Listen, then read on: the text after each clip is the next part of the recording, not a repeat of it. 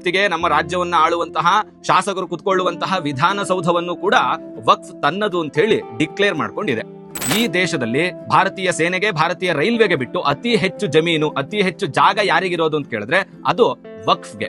ಯಾವುದೇ ಜಾಗವನ್ನ ನೀವು ದಾಖಲೆಗಳಿಲ್ಲದೆ ನಿಮ್ಮದು ಅಂತ ಹೇಳಿ ವಶಪಡಿಸ್ಕೊಬಹುದು ಅಂತ ಹೇಳಿ. ಮುಸ್ಲಿಮರು ಯಾವುದಾದರೂ ಧಾರ್ಮಿಕ ಚಟುವಟಿಕೆಗೋಸ್ಕರ ಒಂದು ಜಾಗವನ್ನ ಬಳಸಿಕೊಂಡ್ರೆ ಆ ಜಾಗವನ್ನ ಯಾರು ಕೂಡ ದಾನ ಕೊಡಬೇಕು ಅಂತಾನೂ ಇಲ್ಲ. ಅದು ಮುಸ್ಲಿಮರ ಧಾರ್ಮಿಕ ಚಟುವಟಿಕೆ ನಡೀತಾ ಇರತಕ್ಕಂತಹ ಜಾಗ ಅನ್ನೋ ಕಾರಣಕ್ಕೋಸ್ಕರ ಅದು ವಕ್ಫಿಗೆ ಸೇರುತ್ತೆ ಅಂತ ಹೇಳಿ ಡಿಕ್ಲೇರ್ ಮಾಡ್ಕೊಬಹುದು. 9,40,000 ಎಕರೆ ಜಾಗ ವಕ್ಫಿನ ಹೆಸರಿನಲ್ಲಿದೆ. ಅಂದ್ರೆ ಅಲ್ಲಾಹುವಿನ ಹೆಸರಿನಲ್ಲಿ, ದೇವರ ಹೆಸರಿನಲ್ಲಿ ಅಂತ ಏನು ಹೇಳ್ತಾರೋ ಅದರ ಹೆಸರಿನಲ್ಲಿ 9,40,000 ಎಕರೆ ಇದೆ.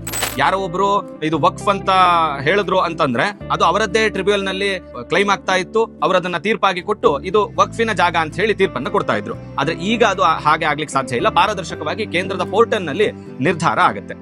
ಯಾರು ಸಮಾನತೆ, ನಾವೆಲ್ಲರೂ ಕೂಡ ಜಾತ್ಯತೀತರು ಅಂತ ಹೇಳ್ತಾರೋ ಅವರುಗಳೇ ಯೋಚನೆ ಮಾಡಿ, ಇದು ಜಾತ್ಯತೀತ ಭಾರತಕ್ಕೆ, ಪ್ರಜಾಪ್ರಭುತ್ವ ರಾಷ್ಟ್ರಕ್ಕೆ ವಿರೋಧವಾಗಿರುವಂತಹ ತಿದ್ದುಪಡಿ ಆಗಿದೆಯಾ ಅಂತ ಹೇಳಿ.